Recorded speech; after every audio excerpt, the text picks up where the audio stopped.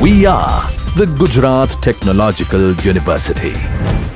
Since its inception over a decade ago, GTU has been empowering young and curating minds to realize their true potential. Over 4 lakh inspired students are enrolled with one of the premier academic universities in India.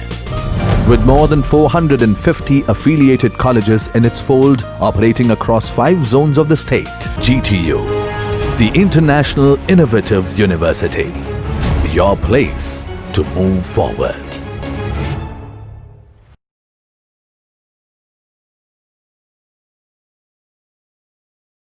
Hello friends, here I am presenting you chapter number 19 of marketing management, introducing new market offerings. In this chapter we will understand two things: the challenges which the companies are facing when they are introducing the new product to the market, and the second is new product development process, which is also referred as NPD process. So in the beginning of the chapter we have here the example of Godrej Chotu Cool mini refrigerator. Now friends, this example shows that how Godrej was successful in introducing an innovative or new product to the rural market. So the adoption and use of refrigerators in rural and semi-urban India generally suffers because of the unavailability of the power supply and low affordability. So to overcome this barrier and to provide some sort of benefit of refrigeration to the rural customers, Godrej developed an innovative solution in the form of mini refrigerator, which is referred as the Chotu Cool. So this particular mini refrigerator, the price was 35% lower as compared to the lowest price conventional refrigerators available into the market. The weight of this mini refrigerator was only 8 kg, so it was very easy to move from one place to another. It was portable. It works on the cooling chip and a small fan that consumes only 55 watts of power, so the power consumption was also less, and it is also designed to operate on dual power supply including the batteries. Further, this particular mini refrigerator was available with different storage capacities of 30 liters and 40 liters, the size which was appropriate for the consumers from the lower income strata, because these consumers do not purchase or store the large quantities of food and other products. So that is why was also the reason that why they designed the product in this particular size. So this way Godrej coordinated with the other NGOs working with the rural women. Then they worked with the self-help groups, they worked with the microfinance organizations to enable women to sell this particular product, and in return they gave the commission on the basis of the sales, and this way the women were also able to add their income in the entire household. So this way Godrej Chotu Cool was an innovative product that provided the benefit of refrigeration at a lower price to its customers, particularly in the rural areas, and it was quite successful into the market. So let us understand new product options, like what are the different options the company is having for developing the new product. So there are variety of types of new products and the ways to create them. The first is to make or buy. Now company can add new products through acquisition or through development. So talking about acquisition, so when acquiring, the company can purchase other companies, that is one particular company can buy other company, which is referred as acquisition. The company can buy the patents from the other companies, or a license or the franchisee from another company. So this is one method of developing the new product, and the companies which are operating into various sectors like pharmaceutical or FMCG or food and beverages or IT services, these companies are growing into the international market by acquiring the companies into different countries. So this is one way of introducing the new product into a different country. But if the company wants to grow in a very proper manner, in a very organic way, then in that situation the company needs to develop the new product from within the organization. So there are a lot of companies which are introducing the or developing the new product within their own organization without doing any sort of acquisition. But for that the company requires a lot of resources, and if the company is establishing new product within their own firm, then they can protect their market share, and they can also do the expansion into different countries also. The second option is what are the different types of new products. Now generally there are two meanings of a new product. New product can range from new to the world product to some sort of improvement which is done into the existing one. So talking about new to the world product, so the products which are completely new to the world, which has not yet been created by any other company, and which leads to the development of the totally new market, that is referred as new to the world product. Like say for example, the first company which came up with this iPod was Apple. So Apple introduced this iPod, which is the example of completely new to the world, wherein there were no other players into the market into iPod, and it led to the new market for iPod industry. So this way the company can establish a totally new product to the world. And the second option is the company can do some sort of improvements or revisions into the existing product. Like if the company is coming up with different flavors or with different models, then that can also be referred as a new product. But the companies which are coming with a totally new product, these kind of companies are less than 10%, because it requires great cost and even more risk. But the companies which are introducing totally new product to the world, if they succeed, they can definitely create a greater sustainable competitive advantage than ordinary products and produce significant financial rewards also. So talking about the second point, minor improvements or revision of the existing product. So this way here you can see the example of Colgate, that Colgate has come up by adding different ingredients. It has come up with different paste which is referred as Colgate Pain Out. So when the company is coming up with different flavors by adding different types of ingredients, or the company is doing some sort of minor changes into the existing product, then that can also be referred as the new product. The company Colgate, talking about this Colgate Palmolive in India, that it has different variants of Colgate toothpaste brand, Colgate toothbrush, Colgate mouthwash, and different oral hygiene products. So this way the company can go for brand extension, and into different category it can come up with into different types of products. So this is another way of establishing a new product into the market. In this slide, we have the challenges in NPD, that is new product development. The first point is innovation is essential or innovation is necessary. So today we are living in a very competitive era. Today the economy is rapidly changing, so that is one of the reasons that why continuous innovation is necessary for most of the companies. Apart from that, highly innovative firms are able to identify the new ideas very quickly, and they try to grab the market opportunity. These companies are having a positive attitude towards innovation. They are risk takers, and they adopt new technology, and with the help of a good teamwork they are able to generate or develop the new product and launch it into the market. So innovation is all about creating the new choices. It's about the generation of new ideas and working on it or implementing that. But it's not necessary that whenever a company is launching a new product, it will always be a success only. It is an experiment, so success and failure, both the things are possible. So some of the companies, they fail for a new product for many reasons, like the company might not have done the R&D or market research properly, or the estimation of market size would be more, or the cost of development of the new product would be very high, which the company may not be able to afford it. Or I can say that poor designing is possible, or if the product is proper, then the company might not have positioned it properly. So incorrect positioning can be one of the reason of the failure. The company may not pay that much attention on advertising and marketing efforts, or the price may be high, or the distribution support may not be proper. It is also possible that the competitors are very strong, and they are fighting very well, and because of which the new product may not be able to survive into the market for a longer period of time. The company may not be able to generate the return on investment. So these can be the different reasons for that why the new product may not be successful. Apart from this, some of the other reasons for new product failure are as follows. The first one is a shortage of ideas. So in some of the product categories, it is very difficult to identify or to generate new ideas. Like say for example, if I talk about in the category of steel or detergents, or in the market of tea, coffee or cement industries. In these industries it is very difficult to have innovative ideas, so because of that the company cannot launch an innovative or new product in these categories.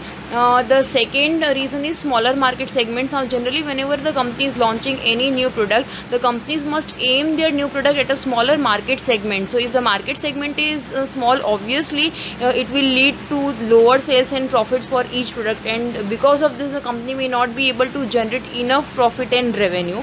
Then the another reason is cost of development. Now whenever a company wants to develop any new product, then first of all it must generate many ideas, and for all these things the company requires high R&D cost, and apart from research and development, the cost of producing or the cost of manufacturing, the cost of advertising, marketing, so these costs are also associated for developing the new product. Then the next reason is capital shortage. Now there are few companies which may have good ideas, but if they have good ideas and if they have the shortage of capital, then again it may not be able to develop the new product. So some companies have good ideas but they cannot raise the funds for research and development and for even launching and producing the new product, because they are having the shortage of the capital. The other reason for the new product failure is development time. Now generally it requires a longer period of time for developing a new product, so generally the companies must try to reduce this development time, because if the company is taking a long time for developing a new product, then in that situation many times the competitor may come up with a better product and grab the market share.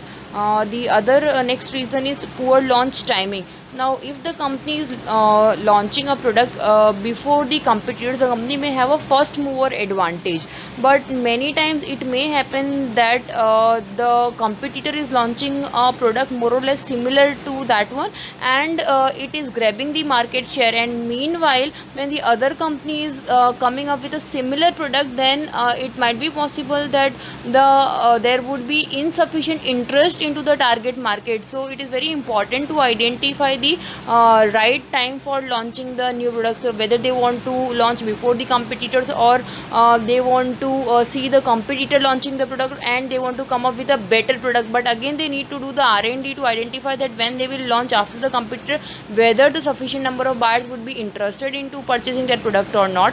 Then the other reason for failure is shorter PLC, which refers to product life cycle.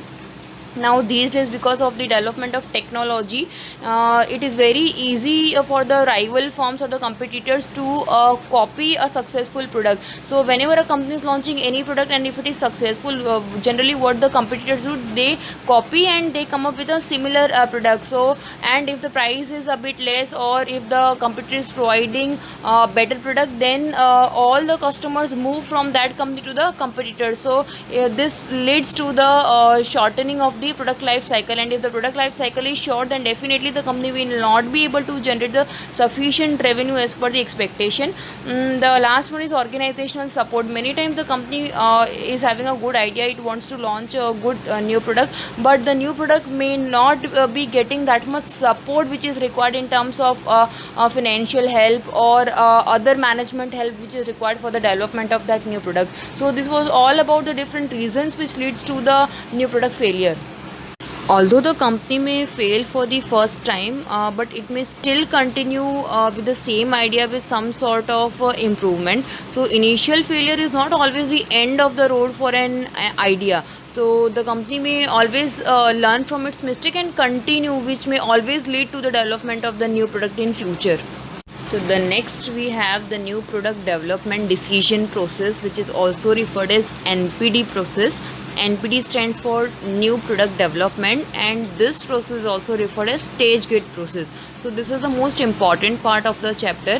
So here you can see in the diagram that the entire process of new product development, that is the innovation process, is divided into 8 different stages. Stage 1 is idea generation.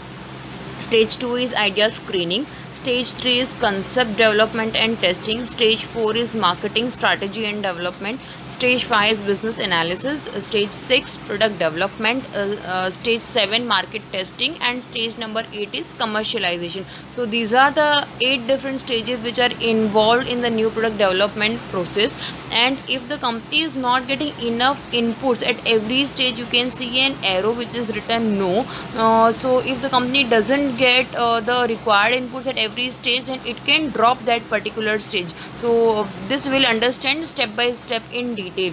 And when the company is doing this kind of new product development process, so it requires a strong market research study of consumers needs and their wants, their interest. The company must also do a strong competitive analysis, and the knowledge of the technology must also be there. So only then the company can do this NPD process in a very proper manner. So let us understand this each and every stage in detail. Stage number 1, idea generation. So the new product development process starts with the search for the new ideas. The new product ideas can come from various groups or by using various creativity techniques through which the company can generate various ideas. So here we can identify that how the various ideas can be generated. The first point says that interacting with customers. Now company can do the research, and with the help of the research the company can ask the customers that what kind of product they would love to have in future. So customers can be the source of generating the ideas. Then employees can be a source for ideas for improving the production products or services. The company can motivate its employees to submit the new ideas, and the company can also come with some sort of reward system that the employees who will submit the best idea, they will be rewarded with some sort of incentive, maybe monetary or non-monetary. Then the company can take the ideas from the technical people like engineers. The company can also generate the ideas from the channel members like retailers, wholesalers, agents, brokers, because these are the people who are aware about the market and they know about the needs and wants of the customers. Then top management can be another major source of ideas. Apart from that, the company can also find good ideas by researching the products and services of the competitors and even other companies. So this way they can find out that what the customers like and dislike about the competitors product, and they can even buy sometimes the competitors products, and through that they can do the SWOT analysis and come up with new sort of ideas. Apart from this, the company can also generate the new ideas from the advertising agencies, from the market research firms, from the industrial publications, from the consultants. So these can be the various sources from where some creative ideas can be generated. Then the second point says that product needs can be explored through one-on-one interviews and focus group discussion. So the company can generate the idea by having a one-to-one discussion, maybe with the channel members or the employees or the customers. Or the company can go for focus group discussion, wherein the company can invite 6 to 10 people, allow them for discussion, and try to generate the ideas from the discussion which goes on among the members who are invited. Then under that we have crowdsourcing. Now crowdsourcing refers to obtaining ideas by soliciting contributions from a large group of people, especially from an online community. So crowdsourcing means inviting the internet community to help to create the content or the software. So it is one type of taking the involvement of the people for designing the product, and they can also offer some sort of prize money or as a form of incentive to the customers if they are giving some good idea or giving some sort of good design to the software or the content. So these are the various methods that how the company can generate the new ideas. So in the continuation of the same, here are the 7 ways to draw the new ideas from the customer. The first one is observe how customers are using the product. So here the salespeople and the researchers can regularly observe that how the customers are using the product, how they are disposing, what type of products they are purchasing, whether they are purchasing the competitive products or not. Then what is the decision making process, what attributes they are looking for when they are purchasing any kind of product. So this will give them some sort of insight which will help to generate some sort of idea for the development development of the new product. The next is asking the customers about the problems with the product. So here the salesperson and even the market researchers can ask the customer that what are the products they are currently using and what kind of problems they are facing, so that whenever the company is coming up with a new product, then they can overcome all those problems. So this will help them for doing some sort of modification in the existing product. The next is asking the customers about their dream products. So here the company can ask the customer that what kind of product they are dreaming for in future, or what kind of product they would be love to use in the future period of time. So here the customers may give their feedback, whatever ideas or whatever dream products the customers are giving, it may be feasible and it may sound sometimes impossible also, but yes, it can be one way of generating the idea.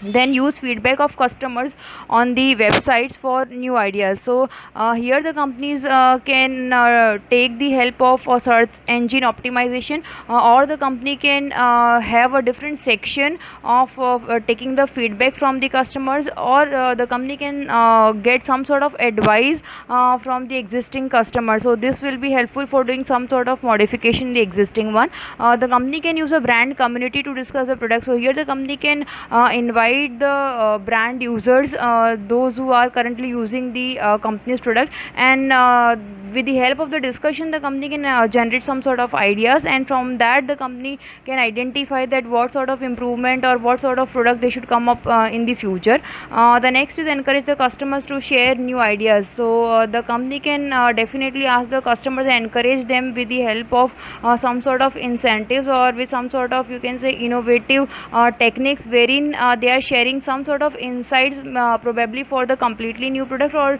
doing some sort of modification in the existing one. Creative techniques also can be used to generate the new ideas. So some of the creative techniques have been listed here. Is the first one is attribute listing. Now under attribute listing, the company can ask the customers to list the various types of attributes or the characteristics or the features which the customer is looking for into a particular product. So whatever attributes are listed by the customers, that will give an idea to the company that what are the features or the characteristics which the customers are looking for in a particular product category. The next is mind mapping. Now under mind mapping, the company can give some sort of thought to the customer, like say for instance the customer is given to think on a car, for purchasing a car. Then the customer can be given a piece of paper and asked to write down whatever comes into his mind for purchasing cars. So here the customer will think of various brands. So suppose the customer may think that it is Mercedes, or so whatever comes into the customer's mind, he is supposed to write that on a piece of paper. So the customer may write the name of the brand, the customer may write that it should be made in Japan or made in Germany, and all the different associations which comes into the mind of the customers pertaining to car, that should be written into the paper, onto the paper. So this way the entire new idea will materialize, and even it will let the company know that what are the different things which revolve around the mind of the customer when he thinks of a car. So this will give the idea for the company to develop or to build a new type of car. Then the other creative technique which is used is lateral marketing. Now lateral marketing is nothing but it combines the two product concepts or ideas to create a new offering. Like say for example, talking about LabTab. So LabTab, it is a combination of laptop and tablet. Talking about gas station stores, which can be a combination of gas station, at the same time it can have a food store also in the same premises. The other idea which has been combined is like Kinder Joy, which is a combination of a chocolate or a candy and toy. So this way the company can combine two products and serve to the customer. So this way also the new ideas can be generated. Stage number 2 is idea screening. Now at this particular stage, the main purpose of the organization is to drop the poor idea. Now at stage number 1, the company has generated a majority of the ideas by using different techniques and different methods as we have discussed. So it is not possible to move ahead with all the ideas. So here the main purpose of the company is to drop all ideas which are not feasible enough to take it ahead. So in screening the ideas, the company must generally avoid two two types of errors. The first one is drop error and second one is go error. Drop error refers to dismissing of a good idea, and go error it refers to the concept when poor idea moves into the development. So both the ideas, both the errors must be generally avoided. Many times if the idea is good but still it is dismissed because all the members into the committee they may not agree, or they may criticize a good idea, maybe because the cost may be too much, or they are pessimistic in nature, or they might have that perception that this kind of idea was adopted in the past and it was not successful, or they may feel that this is not the right time, or they say that it can't be done, or we have tried it before. So this can be the different you can say views of different people, and because of which a good idea may be dismissed. And the second one is go error, where the poor idea may be taken ahead, and which may result into the failure into the future period of time. Now there are three types of product marketing failures: absolute product failure, partial product failure, and relative product failure. Generally when the company is not selecting a good idea, then in that kind of situation it might be possible that absolute product failure may take place. So it refers to the loss of money, as the sales do not cover fixed and variable costs. So when there is a total loss of money because the company is not able to cover neither the fixed cost nor the variable cost, that is referred as absolute product failure. The second one is partial product failure. In this situation the sales cover all its variable cost and some of its fixed cost, but still the company is not able to generate the revenue as per the expectation. So in this kind of situation the product may survive but for a shorter period of time, and it's not able to generate the revenue as per the expectations of the company. The third one is a relative product failure, which refers to the concept when the company is able to generate a profit lower than the company's target. So here the company is able to generate the revenue but not as per the you can say the standards which are set. Then the company should also estimate the product's overall probability of the success. Now when the company is selecting or screening some of the good ideas, then those good ideas must be described in detail. So the description must include the product idea, the target market, the competition. It should also include the roughly estimated market size, the product price, development time, cost, manufacturing cost. So this kind of rough idea must be there. The executive committee then reviews each idea against a certain set of criterias which are set, like they may have different criteria, like does the product meet the need or not, would it offer superior value to the customers, will it be able to distinguish itself from the competitors, or can it be advertised properly, or is the company having sufficient capital and know-how for the development of that product, will that product able to achieve the expected sales volume or growth or profit revenue. So this kind of you can say different criteria can be set to identify that whatever idea the company has selected, whether it can go ahead or not. So the company can check the overall probability of success by multiplying the probability of technical completion into probability of commercialization given the technical completion into the probability of economic success given the commercialization. So this way the company can assign the percentage of all the three probabilities, and whatever the score comes, the company must judge whether that probability is high enough to continue the development process or not. Also the company can use different you can say weighted index method, which is also referred as product idea rating device, wherein the product success requirements can be identified by having different criteria, like whether the product is superior or not, what is the performance to cost ratio, then whether the competition is high or not. So this way the company can assign the different weights to different parameters. On the basis of the identified parameters, the company can give the scores to all these criteria, and the company can identify the product rating by multiplying the weight into the product score, and whatever the total comes from that, the company can identify that what is the probability of success of that particular product idea, taking it to the next step. So this is all about idea screening. Stage number 3 is concept development and testing. Now, the ideas which are attractive and good enough, they must be further refined and they should be converted into product concepts, and each product concept must be tested further. So, here we have two terminologies: product idea and product concept. A product idea is a possible product which the company might offer to the entire market, and product concept is nothing but it is an elaborated version of the idea which is expressed in consumer terms. So product idea can be converted into a product concept by giving the answer to the following questions: that who are the users, what is the benefit of the product, when and how it can be used. So this will lead to the category concept. So this concept I'll explain you with the help of example.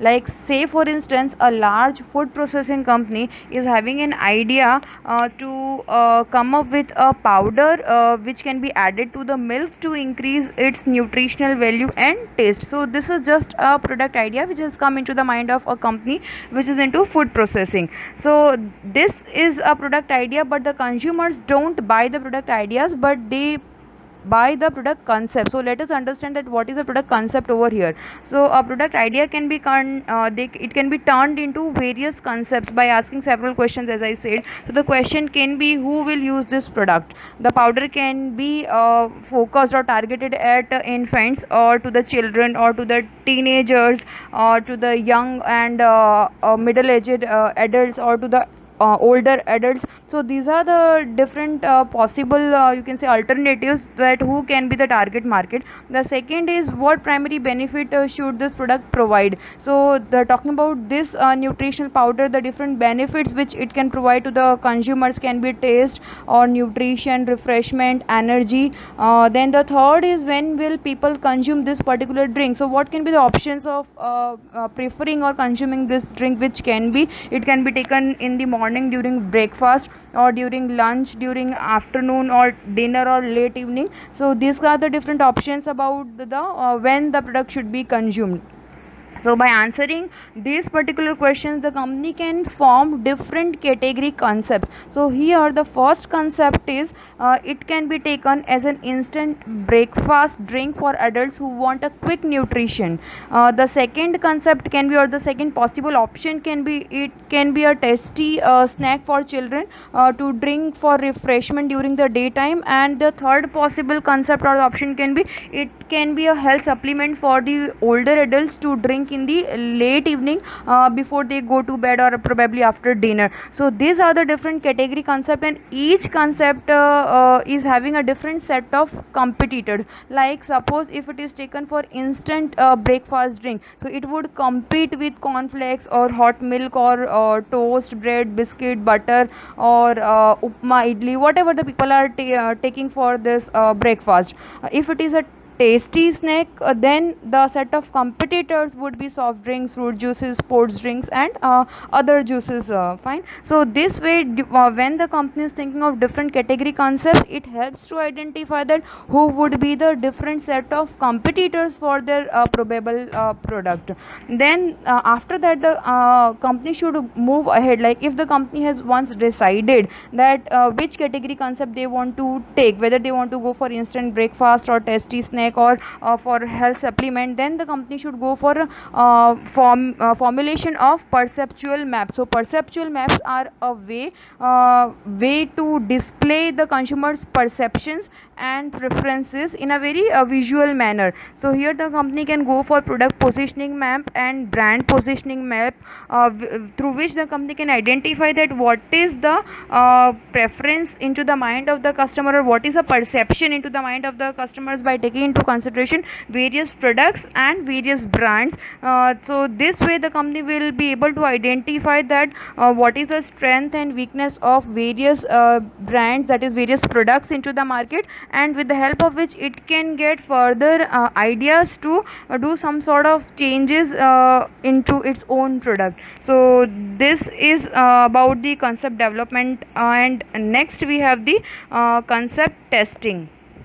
It means presenting the product concept physically or symbolically to target customers and get their reaction. So basically here the company is trying to come up with a prototype which it can show to the customers and measure their reactions. Concept testing of prototypes can help avoid costly mistakes, but it may be especially very challenging when the product is totally new to the world. So here the company can go for the adoption of rapid prototyping, wherein the company can design the products with the help of computer, with the help of different images and different technologies, and the company can produce the rough models of each to show to the potential customers for their reactions. So here the company is not making the actual product, but the company is making the you can say virtual prototype with the help of computers, with the help of 3D images, and presenting this to the customer. So concept testing presents consumers with an elaborated version of the concept. So here taking the same example, the company can come up with the you can say concept testing by showing and explaining to the customers that their product is a powdered mixture which when added to a milk to make an instant breakfast, which gives to a particular person the required nutrition along with the good taste and high convenience. The company can also further explain that it comes into 3 different flavors like chocolate or strawberry, vanilla, and the company can explain the various sizes. So say for instance the company is coming with different sizes of 50 gram, 250 gram and 500 gram, where the prices are rupees 50, 250 and 400 respectively, and the company can show them virtually the product prototype with the help of computer and 3D visual images. And after providing this kind of information, the researchers must measure the response of the respondents of the few selected consumers who are representing the entire population by asking the following questions. So the first question can be communicability and believability. So here the company is asking that whatever benefits they have explained to the customers, whether it is clear to you, whether it is believable to you or not, and the scores of all this response is measured. If the score of this particular question is low, then it means that the concept must be refined or revised. It means that the customers are not clear and they are not able to believe whatever the company is telling them. So the score should be measured. The second is need level. So here the question can be that do you see this product solving your particular problem or not. So if the need is stronger, then it shows that this particular product will be successful and the customers will show a high interest when it will be launched into the market. Then the third question can be related to the gap level, which asks is that do other products currently meet this need and satisfy you or not. So indirectly it is also asking that is there any other competitor into the market pertaining to this particular product category or not. The greater the gap, the higher the expected consumer interest and higher the probability of being successful of this particular product. Then the next question can be related to the perceived value, where the question can be is the price reasonable in relationship to the value or not. So here the customer's perception about the price can be asked. The higher the perceived value, the higher is the expected consumer interest. The next question can be related to purchase intention, and the customers can be asked the question that would you purchase the product or not on a Likert scale by giving the different options like definitely, probably not, or definitely not. Customers who answered the first 3 questions positively should answer definitely here, and if the customers are saying definitely not, that means they are not ready to purchase this products and they are not convinced. So the scores will give an idea about the success ratio of that particular product. Then the next could be about the user targets, purchase occasions and purchasing frequency. So here the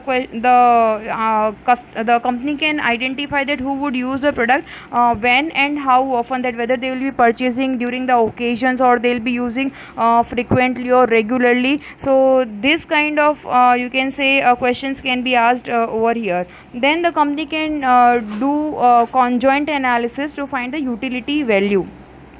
Conjoint analysis is a statistical technique used in market research to determine how people value or different attributes or like features or functions or benefits that make up an individual product or service. So the companies measure consumer preferences for alternative product concepts with conjoint analysis. So conjoint analysis is one of the most popular concept development and testing tool. So here the customers are presented with the hypothetical offers or the products having various levels of different attributes, and they are supposed to rank it between 0 to 1. So here you can see the utility function based on conjoint analysis. So here the marketer has used a statistical program to derive the consumer's utility function for 5 different attributes. So here the customer is presented 5 different attributes with package design, brand name, retail price, good housekeeping seal, and money back guarantee, and the customers are supposed to do the rating between 0 to 1 for these different you can say attributes. Utility ranges between 0 and 1. The higher the utility, the stronger the consumer's preferences for that level of the attribute. So looking at the first graph, here the customer is presented with 3 different package options, package A, B and C, and it is clear that package B is given the highest utility value of 1.0. So it is clear that the preference for package B is highest, followed with package C and then package A. The second one with the brand name, the customers are given 3 options of brand name. The first one is K2R, then Glory and Bissell, and the highest score is given to Bissell, followed with Glory and K2R. So this way we can say that the Bissell is the most preferred brand name for the customers. Then for retail price, in terms of price there is an inverse relationship, because generally the customers prefer the price wherein it's less, not the higher price. So here you can see that the highest utility value is to the price of $1.19, then $1.39, and then $1.59. So in price there is inverse relationship. Then talking about the good housekeeping seal, so customers have given the preference of yes, so high score is given to yes. So it means that good housekeeping seal is preferred by the customers. And money back guarantee, yes is the you can say answer which is given by the majority of the customers. So with the help of this kind of conjoint analysis, the company can identify the preferences of the customers by giving the options of various attributes, and they can identify that what is the preference of the customer. So this way concept testing can be done with the help of conjoint analysis. Stage number 4 is marketing strategy development. So after the successful concept testing, the new product manager will develop a preliminary 3-part strategy plan for introducing the new product into the market. So these 3 strategies could be the first one can be target market size, sales, market share and profit for new year. So here at stage number 1, the company will identify that who would be the target market, what is the size of the target market, then what is their behavior, then how much would be the market share into the market for initial 1 to 3 years. So initially the company may have the goal of having 10% of the market share, and the company may not be able to achieve that much of profit, and it might be possible that the company may undergo loss also initially because of the increase in the advertising expenses. Then the company may have the goal of increasing the market share for the second year, which may be 15, and then subsequently it can increase the market share, and the company may also identify that what would be the profit for next 1 to 3 years. The company can also plan for the product positioning, that how it wants to position its product into the mind of the customer, whether it wants to position as a higher price and higher quality, or affordable price and high quality, or as a lower price. So this way the company needs to do the planning of all these things at the first part. In the second part, the company may outline that what would be the planned price, what would be the distribution strategy, and what would be the promotion marketing budget for the particularly by taking the first year into consideration. So the company company may need to identify that what would be the pricing depending on the different sizes, who would be the channel members, how much would be their promotional budget for the first year, how much discount or allowances they would be giving to the channel members, whether they will be giving any kind of coupons for the price reduction, if yes then how much. So these things should be identified at this second stage, and how much would be their advertising expenditure for the first year. The third stage of marketing strategy will include the long run sales and profit goals, and also the marketing mix strategy over a certain period of time. So here the company takes long term into consideration, which may be 5 years or more than that. So the company may have the goal of increasing the market share to 25%, and eventually it may increase over a period of time, and the company should also decide that what would be its profit goals after 5 years and 6th and 7th year eventually, and the marketing mix strategy talking about the product price promotion and place. So these things needs to be identified at the marketing strategy development stage. The next stage is stage number 5, business analysis. Now after the management has developed the product concept and marketing strategy, it can evaluate the business attractiveness. So here the management needs to prepare the sales, cost and profit projections to determine whether they can satisfy the company's objectives or not. By identifying this sales, cost, profit projections, if it feels that it can satisfy the goals of the company, then the concept can move ahead with the development stage. And if it does not satisfy the objectives of the company, or if it does not meet with the goals of the company, then it can undergo revision. So here under business analysis, the company needs to do the estimation of total sales, estimation of cost and profit, and break-even analysis. So talking about the first one, estimating total sales. So total estimated sales are the sum of estimated first time sales, replacement sales and repeat sales, and it may also vary depending on the nature of the product. Like say for example, if it is a consumer durable product, then replacement sales can be identified, but if it is a perishable product or if it is FMCG product, then replacement sales may not be there. So depending on the nature of the product, the total sales must be estimated. And for different types of products, the you can say business cycle or the product cycle can be different. Then later on the company should go for the estimation of cost and profit. So here the cost can be estimated by R&D, by manufacturing, marketing and finance departments.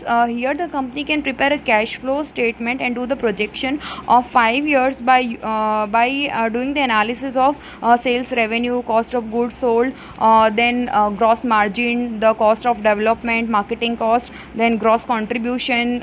This way the company can prepare a cash flow statement and do the projection of next 5 years. So this method can be used for estimating the cost and profit. And later on the company can go for doing the break-even analysis, which will help to identify that after how much period of time the company may be able to reach at the level of break-even. If the management believes that sales could easily reach the break-even number, then it is likely to move the project into the product development stage.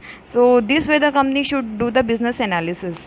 These 3 graphs represent the product life cycle sales for 3 types of products. So this is applicable when the company is doing the sales estimation. So sales estimation method depends on whether the product is purchased once, or it is purchased infrequently, or it is purchased frequently. So here you can see in the first graph, when the product is one time purchased product, like a purchase of a retirement home or a luxurious bungalow, or purchasing of engagement ring, which is purchased once in a lifetime. You can see from the graph that initially when the customers are purchasing the product, slowly and gradually the sales increases at the beginning, then it reaches at the peak level, and slowly and gradually it declines as the number of potential buyers are decreased. But suppose if still the new buyers keep entering into the market, then the curve will not go down, instead it will remain stable.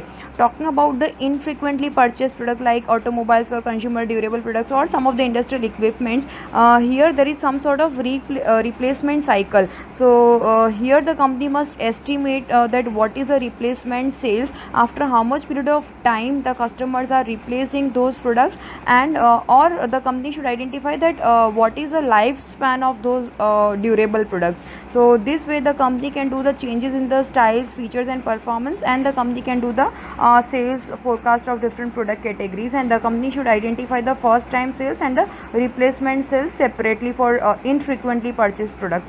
Talking about the third one, that is frequently purchased product, particularly the consumer FMCG products, then here you can see in the graph that when the product is introduced into the market, then the customers are purchasing slowly and gradually the sales declines, and if the product satisfies few customers, then those customers are repetitively purchasing the same product in future period of time. So this way, for loyal customer, the repeat purchase sales takes place. So for frequently purchased product, the company should identify that the number of how much number of customers are purchasing initially, which is referred as the number of first time buyers, and then the company should try to find out the repeat buyers as well.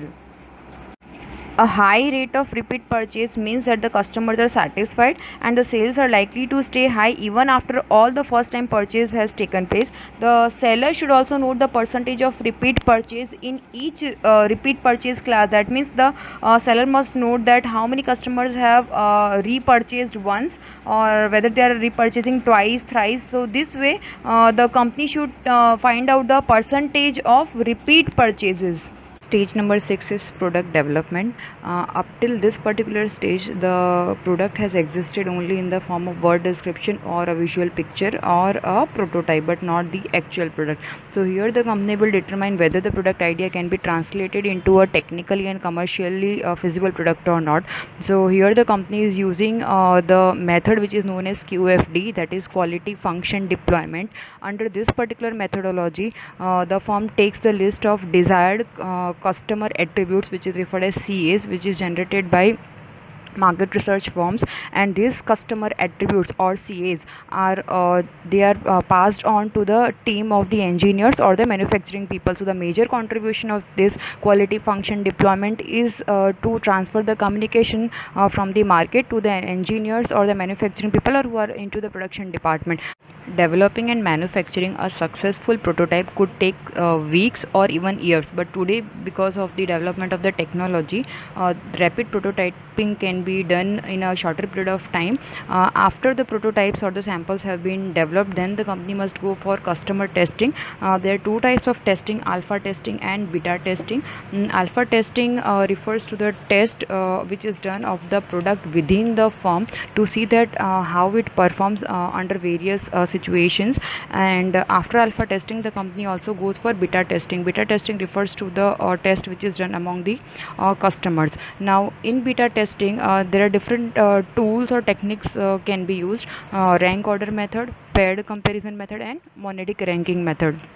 Under the rank order method, the customers are asked to rank the different items in the order of preference. So suppose the customer is presented with three different options A, B and C, and they are asked to give the rank of different items or brands. If the customer is giving higher rank to that company's brands, it means that particular product is successful, or it is having a positive review among the customers, or it satisfies the needs of the customer. The second one is paired comparison method. The paired comparison method calls for presenting the pairs of items and asking the customer that which one is preferred in each pair. Like here the customer will be given the option of A or B, or B or C, or C or A.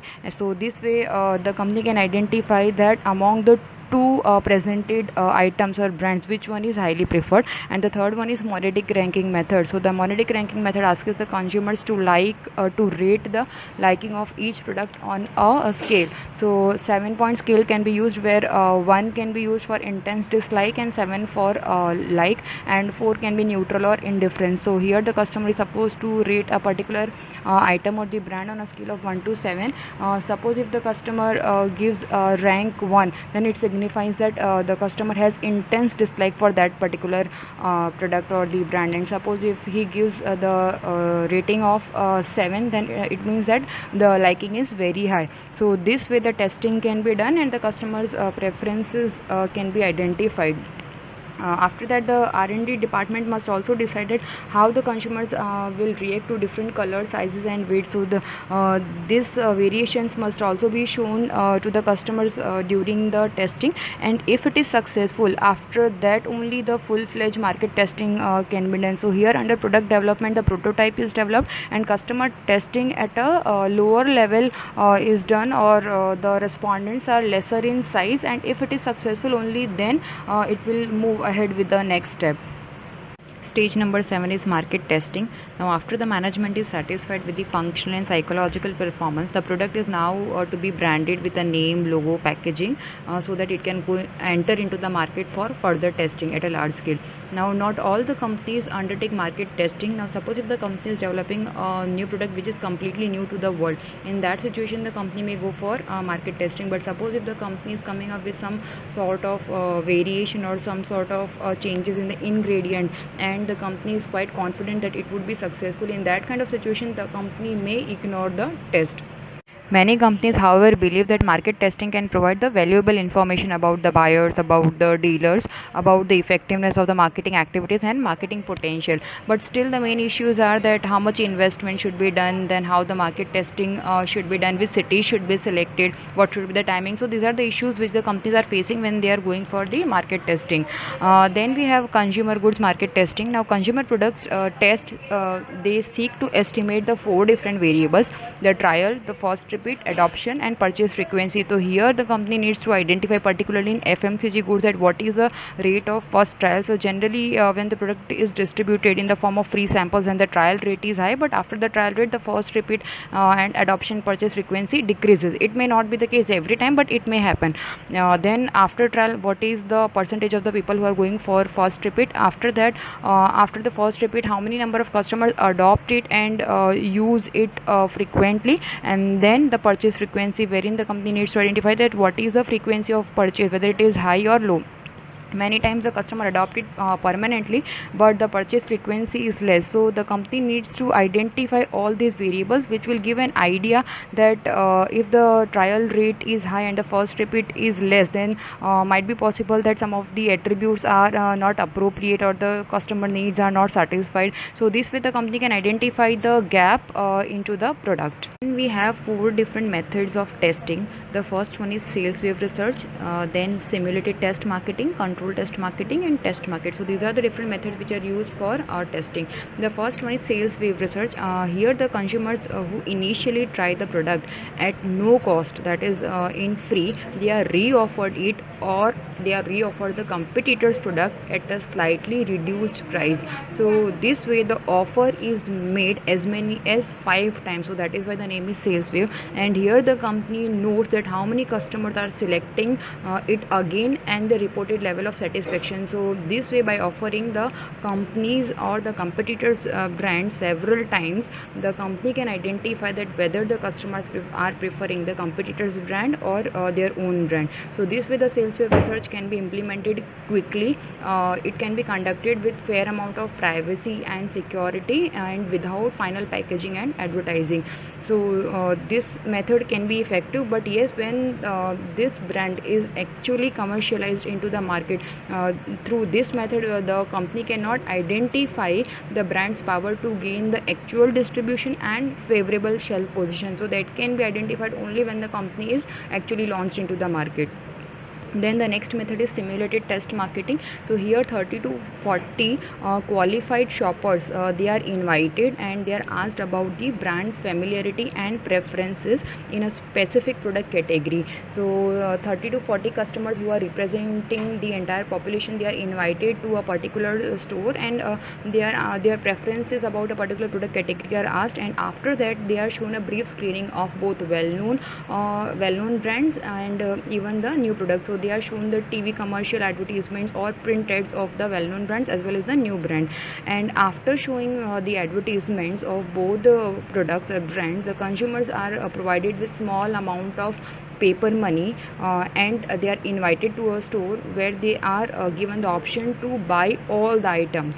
Then the company notes that how many consumers are buying the new brand and how many of them are buying the competing brand. So this provides a measure that whether the ad is relatively effective or not, which type of products are preferred by the customers, whether they are preferring the new brand or they are preferring the competitive brands. And after the purchase is made, which is not a real purchase but it is a simulated purchase, so consumers are asked the reasons that why did they purchase the competing brands, or why did they purchase their company's brand, and the reason that why did not they purchase the other brand. So this way a small interview is taken of the consumers where the reasons for purchase or non-purchase are asked.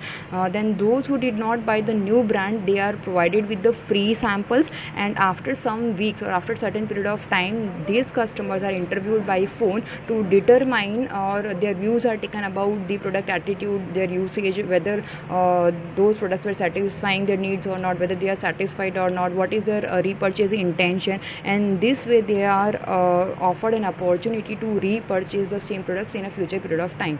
So this method can give some accurate results on the advertising effectiveness, on the trial rate, on the attributes whether the customers are satisfied or not, and even this method takes a shorter period of time for testing. The next test is control test marketing. Here the company with the new product specifies the number of stores and the geographic location where it wants to do the test.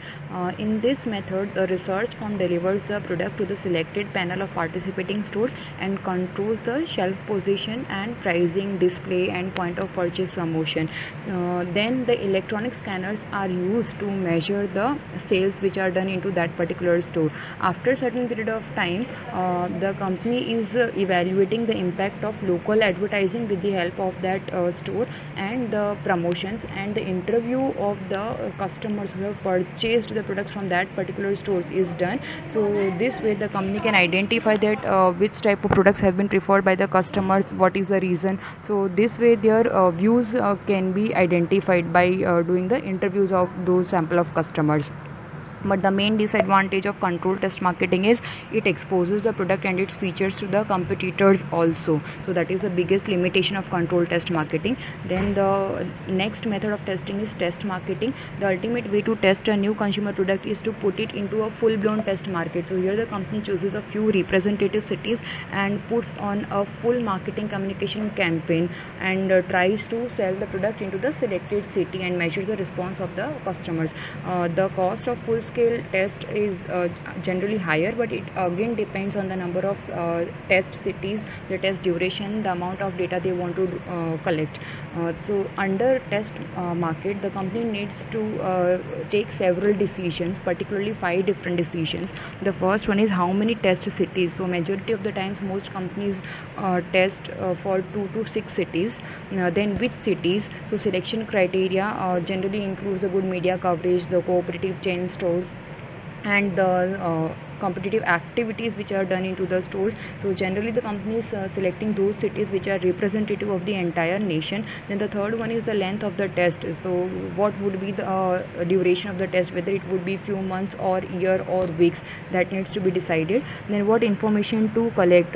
So here the company needs to decide that after the testing is done, then what kind of information they will be collecting through the intermediaries or through the in-depth information or the interview which is taken by the consumer. So the buyer surveys generally yield the in-depth information about the consumer attitude, usage, satisfaction. So this information is collected. And the fifth decision which the company needs to take is what action to take. So if the test marketing is done and if the test market shows high trial and high repurchase rate, then the marketer should launch the product nationally across the nation. If a higher trial rate and low repurchase rate, then the company should redesign or drop the product. And the third situation can be there can be a low trial rate and high repurchase rate. Then the company should try to develop marketing communication to convince more people, because the majority of the people are not aware about the new product. And if the trial and repurchase rates both are low, then the company should abandon the product. So this way the company can do the testing and identify that whether to commercialize the product into the entire market or not. So the next is commercialization, the last stage of new product development process. The commercialization incurs the company's highest cost. So here the company will need to identify that whether it wants to do the full scale manufacturing on its own or it will give on contract. So the firm needs to do the full scale manufacturing at this stage of commercialization. Now when the company is going for commercialization, it needs to take the following decisions on the timing, where, that is a geographical strategy, then who would be the target market, and what introductory market strategy it would be adopting. Talking about the timing, the company is having the three choices: first entry, parallel entry, and late entry. Now first entry, here the first firm entering a market usually has a first mover advantage, wherein it can lock up the key intermediaries, the distributors and other channel members and the customers, and the company can have leadership if the product is quite successful. But if the product is not satisfying the needs and wants of the customer, then the company may undergo loss as well. The second one is parallel entry. The firm might time its entry along with the competitors entry. So here the both the companies are entering and advertising the new product at the same period of time. So here the customers will purchase those products which are better in their need satisfaction. So here it would be a tough competition for both the firms which are doing the parallel entry. Then the third one is late entry. Many times it's the company goes for wait and watch strategy.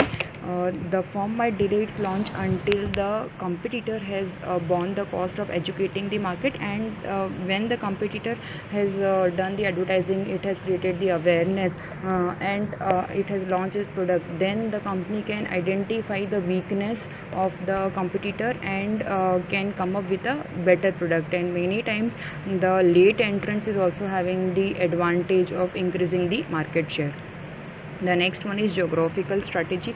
Here the company needs to identify that when the company will go for the full-fledged launching or commercialization, then which type of geographical strategy it will adopt, whether it will roll out in the entire market simultaneously, or it will enter first go for the local market and then it will move to the other cities and other states. So when the company is identifying the geographic strategy, the major criteria can be the market potential, the company's local reputation, then the cost of communication media, then the type of people or the behavior of the customers, the needs and wants of the customers, the number of competitors. So with the help of all these factors, the company can identify that in which cities or in which towns it wants to enter, whether they want to do the entry slowly and gradually, or they want to enter the entire region or the entire nation at the same point of time. Then the next one is target market strategy. Here the company needs to identify that who would be their target market, whether they would be early adopters or heavy users or the opinion leaders. And the last one is introductory market strategy. So because the company when it is going for commercialization, it has to do number of activities. So to coordinate the many tasks in launching a new product, the management can use the network planning technique, which is referred as CPS, that is critical path scheduling, which develops a master chart showing the different simultaneous and sequential activities that takes place. So when the company is going for commercialization, it is doing different set of activities, like it is going for advertising, promotion, then distribution activities, advertising. So this way through this critical path scheduling method, they can develop the different types of activities which the company is undertaking and how much time it requires for the completion of each activity, and the goal should be to reduce the this much time taken by each activity. So that the company needs to identify under the introductory market strategy. So here we complete the entire NPD process. Here you can see in the process that at every stage, if the company is not successful, then it will drop that particular stage. Talking about market testing, if the company is successful, it will move ahead with the stage of commercialization. If the company fails in market testing or if it gets negative result, then it will go back to product development, send the idea back for the product development, and again go for the market testing. Similarly, if the company gets positive results in the commercialization, then it will go for laying future expansion plans. And if the company is not successful in commercialization, then it will modify the product or marketing program and again go for the commercialization. But if it is still not successful, then it will drop it. So this way the entire NPD process gets completed. So this is how the company must take different steps for developing a new product into the market. So here we complete the chapter.